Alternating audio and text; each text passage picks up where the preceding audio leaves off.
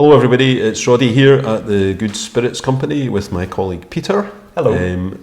And today we are going to be talking about the WSET courses that Pieter runs for us. Now, Pieter, before we talk about WSET, which it's 15 years since I did any studying with WSET, but before we talk about the actual courses, can you tell us how you came to be a WSET educator? Wine was probably the first thing that sort of brought me into it. From coming from a hospitality background, having worked in quite a few fancy and some not so fancy restaurants and hotels. Wine. You were at Gleneagles, weren't you? I was, and yes. You were saying before that you were at a... it was a very small country house hotel in the south of England. Mm-hmm. And they had a Michelin star, so they had a very fancy but very classic wine list. Mm-hmm. But I've always had that kind of love for wine. So when I started working with the Good Spirits Company in 2016, the idea was sort of born for me to set up an approved program provider for WSET. So that happened in 2017. Mm-hmm. Initially just for wines. But if you're sort of thinking back 15 years when you last did it, WSET had a habit of basically combining wines and spirits. And the course, as it was then the intermediate or the advanced, would have a massive wine element, and then there would be a very kind of unsubstantial spirits element to it as well. And they changed that, basically to sort of break those out. So obviously, working at the Good Spirits Company, you get into spirits as well. Mm-hmm. So it makes a lot of sense to, for us to kind of start teaching all of those courses. Mm-hmm. And it's good fun because it gives me an opportunity to talk about the wines and spirits that I really love. I think most of us that work here probably have the same sort of idea, and we love talking about the products, but also do it in quite a structured way to people who are really interested, who just want to know a bit more. Mm-hmm.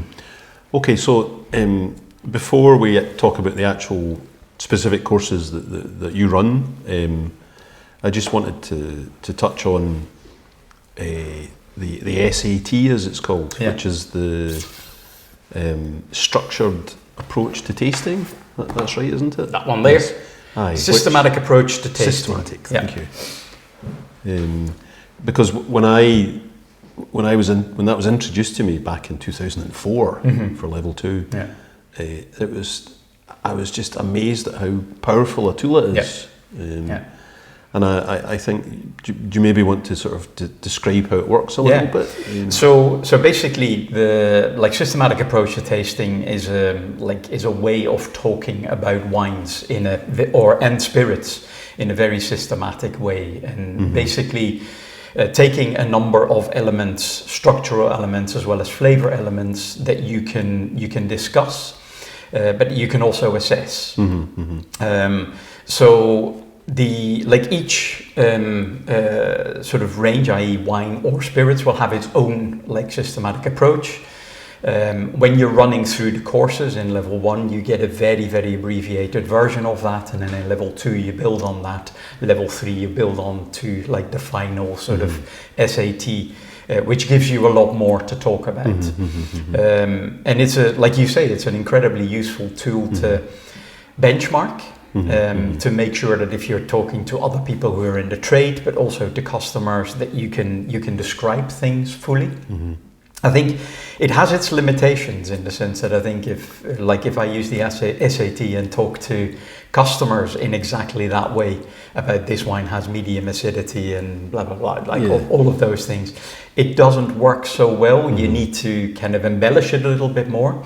But certainly for assessing the quality of a wine and a spirit, and being able to kind of describe the typical fruit flavors, etc., is like you say, can be a really powerful tool. So it's been a while, but I seem to remember that I kind of chafed at the constraints of the the flavour descriptors. But what I found so useful was the idea of thinking about structure in a liquid, which had never occurred to me before I did the course. It's interesting actually that you say that kind of like the flavour descriptors in the early days were relatively, they're still somewhat limited if you're thinking about level 2. But one thing they started introducing relatively recently is that for the wine SAT, they've now broken out the flavors into like 3 zones effectively. So you've got your primary aromas, which talk very much about fruit flavor. So they're really very much derived from fermentation as well as the fruit itself. Then secondary aromas that are derived by winemaking and like things like sort of cask influence, use of oak, malolactic conversion, etc. Talking a bit technical now, you'll learn all of that when you come on the course. But they're important as well, but they get their own category. And then the tertiary aromas that come from aging a wine. So it gives you a little bit more of a structure to think in terms of not only what flavors am I getting, but where are they coming from? So you can kind of you can query your own sort of like brain to go like, what am I tasting and where does this flavor come from? And what I hear time and again from people who come on the course and who then like finish the course, it gives them confidence to understand a wine in terms of like everyone can say I like this wine or I don't like this wine, but not everyone can say I like this wine because, and that's what this gives you. That's the structure that we're after. And then once you've answered that question, you can find other and then the theory of like delving deeper into the course and finding that so this grape variety gives me these kinds of flavors.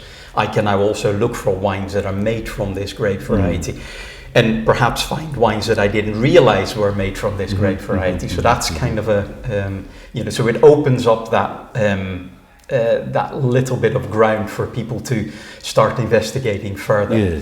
And you'll find it like level 1's a sort of great introduction to it, but you find that like people get thirsty for more. And like they will often then move on to the level 2 just because once you start like scratching at that itch, you kind of want to know more. Can we talk then about the specific courses that you run for us here? So if we start with wine we have the level 1, and that's a 1-day course. That's a 1-day course. And it's a perfect introduction.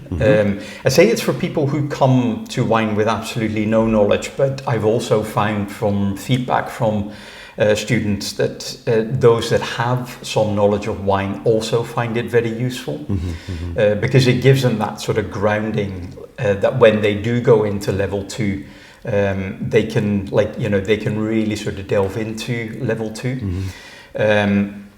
Level 1 is like a good chunk on a little bit of technicality on how you make wine. We're looking at some fairly sort of like well-known grape varieties and their style, and obviously we're tasting quite a lot of wine as well. And then we do a big chunk on food and wine matching in the afternoon, and then sort of finish on an exam, and the exam is fairly straightforward in the sense that I teach you on the day what you need to know. So as long as you've been paying attention. Pay attention. And it's multiple choice? Yes. Yeah. Don't drink too much on the day. But that's why we have the spittoons. That's why we have spittoons. Yes. And then the level 2 wine? Level 2 wines sort of builds on that. So as I said, the systematic approach to tasting becomes a little bit wider. This is a course that requires a little bit of self-study. And I generally say to people is if you come on the course, whatever time you put in the classroom, put it in twice at home. So do some revision, do some reading, do some tasting at home.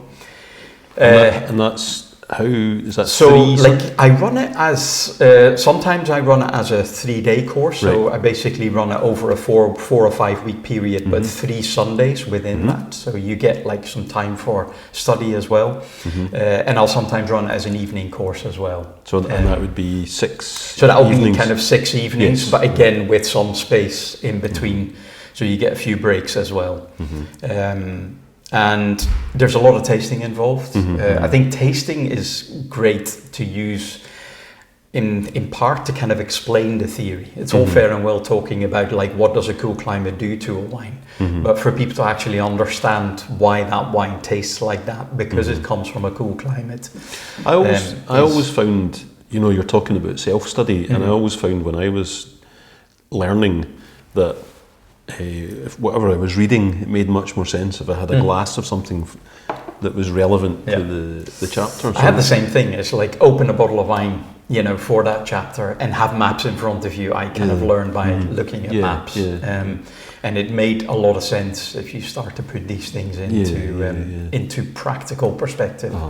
But it's also like, you know, it depends how, you know, what is your learning style. Some people are very kind of hands-on learning, so therefore tasting is that kind of practical way of, you know, essentially revising and talking about the theory, but with a glass in hand, explaining what that theory actually means to the wine. And it's it's a great way of revision, but it can open up a conversation as well, which is always good. So then, in the spirits? So the spirits is slightly different in the sense that we have, like spirits has its own SAT. You can't see this on the camera because it's a very small writing. But again, we, like it works in a very similar way that, you know, you talk about the structural elements in a spirit. We talk a lot about texture in a spirit. And interestingly, I did the Diploma of Wines and Spirits, level 4 essentially back in 2008. And the spirits element was fairly chunky in that. So it allowed me to teach level 1 and 2 spirits in here. But recently the sort of like the rules came in that in order to teach level 1 and 2, you also needed to hold the level 3 spirits. So I did the exam on level 3 last year in November. And again, it sort of gave me quite a different insight in terms of how the SAT is used. It seems to have a little bit more flexibility, right, in terms of writing a tasting note. And it's also interesting that although the word smooth appears on the on the systematic approach to tasting, it's actually like it was overused, and it still is to a large degree overused. So this is why we're sort of trying to find alternative ways of saying what is smooth in a spirit. But again, flavor characteristics, where do they come from? You know, these are kind of important parts of it. And I think one of the things I find certainly with level 1 spirits, it's an incredibly well structured course. So it gives you like an incredible amount of information in a very short period of time. And so I think that would be a one-day course again? That's a one-day course again, yeah. And the what I love about it actually is that in Scotland in particular, like, you know, there is a plethora of whiskey courses you can take. Or tastings you can do, and that whiskey element is always fairly strong. WSET doesn't necessarily have a bias, so it uses like whiskey as one of the, like, you know, is part of the whiskey category that includes American whiskey and Japanese whiskey, etc. But we talk equally much about fruit spirits like cognac. We talk about rum, which is a very important category in terms of understanding where flavor comes from in spirits. And again, it's often like a fantastic gateway for people who maybe like whiskey and who come in like the spirits category from a whiskey perspective, but know nothing about the other spirits. Yes. And you know, that's a great sort of introduction to it. And then level 2 structurally is similar to the level 2 wines, so either 3 full days, or I do it on as an evening course again. And again, we build on a lot of the knowledge that you get in level 1, but we go quite in depth. So there's a lot of theory about distillation and really understanding what drives flavor in a spirit. And I think it really sort of gets people kind of thinking about spirits in a different way. And I think one of the best things about it is the faces that you see when people try tequila for the first time that doesn't taste like regret. Yes. So, you know, it's another agave spirits, another category that is massively on the up. And, you know, people have a real interest in it. Again, it's a fascinating, you know, area to delve into. So, you know, it covers more than whiskey alone, which is kind of what we often see in Scotland. The entire world of spirits. Yes, yeah. The badge. Don't forget the badge. You get a badge. Yeah, badges are always good. Oh dear. I'm ashamed to say that I've somehow lost my badges over the years. Yeah, I know some people who have like so many badges that they need one of those really long epaulette things. You know, they kind of, not speaking about the man behind the camera. I think to wrap things up, I was then going to just ask you how often, what's the frequency of the courses? So it's pretty much just me running them at the moment. So we do them as often as we can, but I like to run at least a level 1 and a level 2 twice a year. But the level 2 has a tendency to like run a little bit more often. There's more demand for that? Yeah, there's like certainly recently we've had, particularly the level 2 wines has had a real uptick. I think, you know, this is kind of one of the other points I actually wanted to make, because people often say, well, it's very much based on, you know, where you work. If you work in the trade, you want to do those courses, but like we probably get an equal amount of trade people and people who just want to learn more, who are interested in you know, the drinks industry. Be it spirits, be it wine, be it all of those, and they just want to collect badges. That's also an option. But I think, you know, it is that kind of learning that, albeit like when you come to the exam, you kind of go like, why did I put myself through this? But generally, you're not just learning about these spirits, but I always say it's a combination of geography and chemistry and, you know, kind of natural history almost, and history as well. I learned philosophy. I learned sometimes throw in. So well, let's not go down that rabbit hole. But yeah, I learned so much new geography when I was studying wine regions and spirit regions. I love doing the courses. And I think we're going to wrap up with, this was proposed not by me, by one of our colleagues. You're going to give me a couple of revision questions to see if that knowledge from 15 years ago is stuck. Yeah, so I'm going to stick to the wine, and I'm going to give you some fairly easy questions. Some of them are from your favourite subject, so hopefully you'll know the answer to this. So Australia has a reputation for very good and outstanding quality Riesling wines produced in what region? Australian Riesling would be the Clare Valley. Amazing. That is one of the answers. Yeah. Only one of the answers. Eden Valley is not on this list. So this is clearly in the exam version you would have 4 answers in front of you. Right. Okay. The other question I thought was interesting asking you is Grand Cru Classé is a labelling term most associated with which wine region? And then you have 4 options: Rhône, Bordeaux, Barolo, or Loire. That would be Bordeaux. Yes. There's a little bit of background there, which not everybody who watches this might know about, which is that for some reason everybody else in the Good Spirits Company puts Rioja on the same level as Bordeaux, whereas I have, for historical reasons, I have Bordeaux on its own wee pedestal, but I'm in a minority of one. Yes. I could have asked you about Rioja as well. I would just resist it. Yeah, I would refuse to answer. Yes, exactly. I don't know anything. Okay, Peter, that was really interesting. So if you're watching this video on our YouTube channel, then you'll see there's a link to, we have a page on the website that gives more detail about the courses and the courses that are currently available. And if you're on our website, then you've already seen that and you're watching this because you wanted to know a little bit more.